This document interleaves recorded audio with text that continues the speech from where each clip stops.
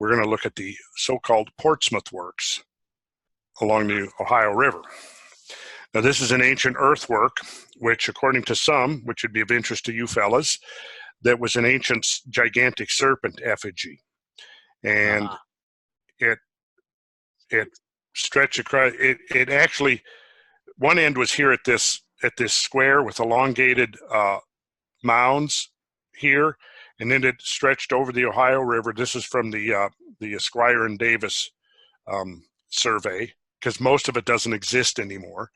And it came over this way, and there was a sort of this collection of interesting forms and shapes here, circular mounds and things, came back down, crossed the river, and then ended in this big multi-ringed structure right here, of which the only thing that remains is the central mound, which is in the middle of the town of Portsmouth now, and it's in a park. You can go there, and we actually went and visited it and found this mound, and that's really almost the only part of, I think there's some of this left over here.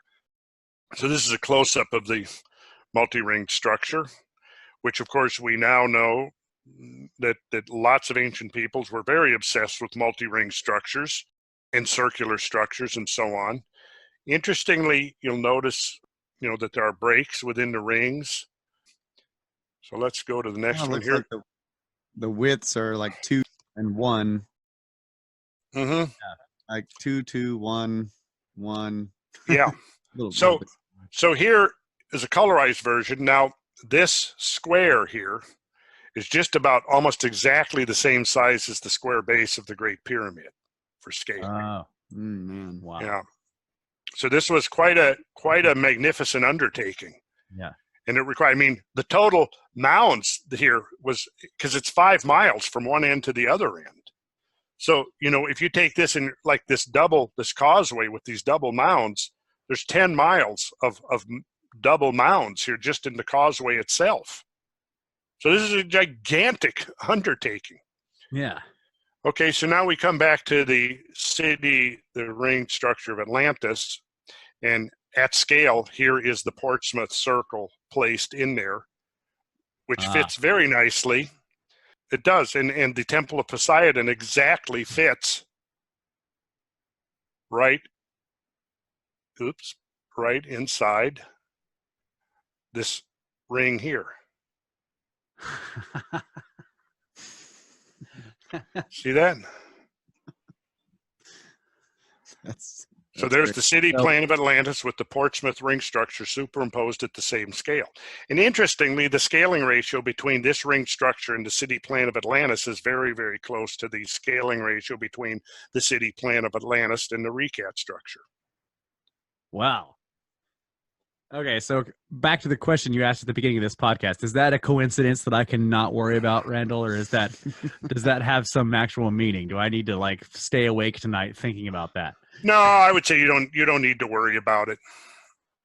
It's just a coincidence. Okay.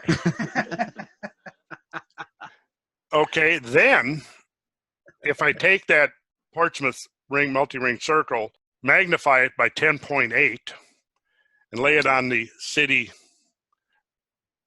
plan of Atlantis, we find it's not perfect, but it's certainly suggestive.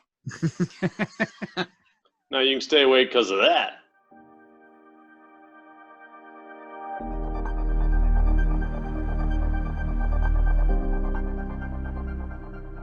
Greetings, fellow seekers of knowledge. I would like to take a few minutes to invite you to participate in a very special upcoming live stream event this coming January 27th, in which we will take a deep dive into the mysteries of Atlantis. The question could rightfully be asked, hasn't the subject of Atlantis been worked to death at this point? Hasn't more than enough been written and said over the years without any apparent hope of resolving the question?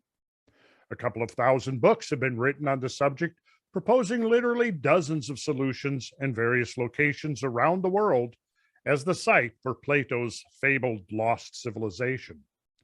Assuming, of course, that we are willing to alter one or another of the specific details related by Plato, our primary source for the tale of Atlantis.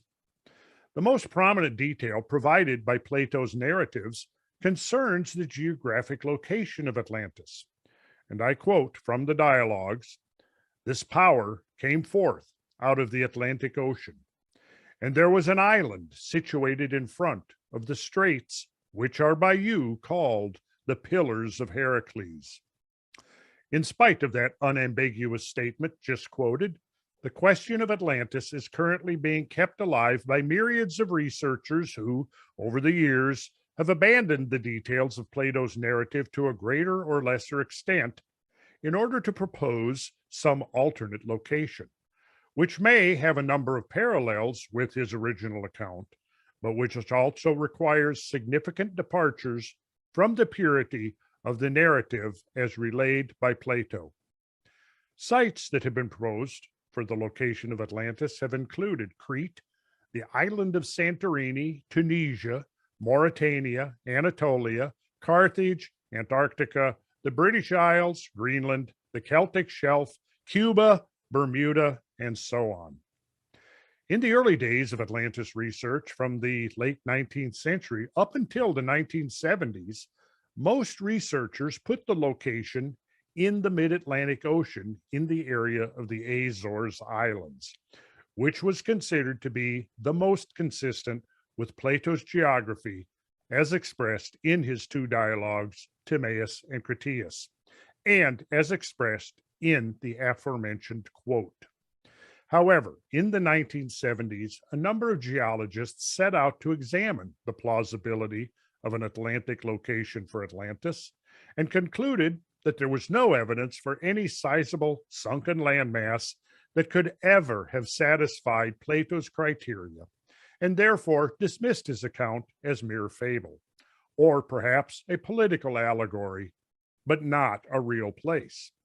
In the aftermath of this declaration of implausibility for a mid-Atlantic location by scientific authorities, most researchers then looked elsewhere, finding similarities in literally dozens of other locations, as I explained, but only after abandoning or altering Plato's precise description and details.